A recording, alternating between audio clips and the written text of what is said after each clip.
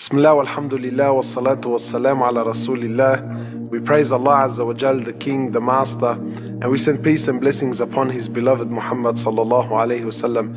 It brings me great joy to see the Muslims of Sydney embarking on one of the greatest journeys on something that I believe is extremely important and something that I deem very, very dear to my heart, to finally see the Muslims of Sydney embarking on an aged care center, something that this ummah has needed for a long time, and this is something that is affecting every single one of us one way or another.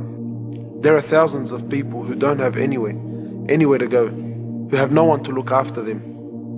And we as Muslims have a duty. This is the sunnah of our beloved Prophet, to care for people, to care for their needs, to look after the elder, to look after the sick. This is the very essence of Islam. Every single Muslim to have such an opportunity to stand behind an organization that is going to stand by those who are desperately in need. It doesn't need to even conversate about it. It's very straightforward. This is something that every single one of us should be leaping to the opportunity. This isn't something that we should even be arguing about, that should I stand behind this as a believer. Inshallah, let me share one story that will shed some light as to why I feel this project is so important. I had a non-Muslim approach me and asked if I knew any Muslim chaplains that are prepared to visit nursing homes.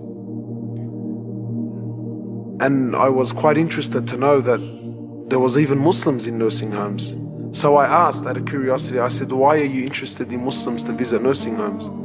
He says, because there are many Muslims, one in particular, who reached old age and at his last dying days was asking for a Muslim sheikh or a Muslim chaplain to come visit him, but there was no one to be there by him. So they had to bring in a priest who stood by him on his last days, his last moments. He had a priest, he had a non-believer that stood by his side on his last moments in life. My brothers and sisters, we really need to wake up. I will continue to repeat, we need to pull our heads out of the sand and come to understand. Don't think about yourself and your cousin and your uncle and your auntie, and be content about the fact that if your mother or father got old, that you guys can look after them. There are a lot of people who are far less fortunate than you and I. There are people who really genuinely need help. And as believers, we should stand together and give them this opportunity. Give them the help that they need. Let's make something very clear. This aged care center is not a dumping ground. Because I'm sure many people will be thinking, Muslims, embarking on an aged care center, what has the ummah come to?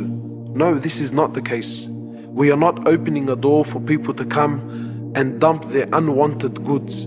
This is not the case. Rather, we're opening a door for people who cannot look after the most beloved thing to them and give them satisfaction and give them peace of mind that we will look after them like our very own. This is what this place is. It is not a dumping ground. Rather, it's to care for those people. Could there be a greater thing? I doubt.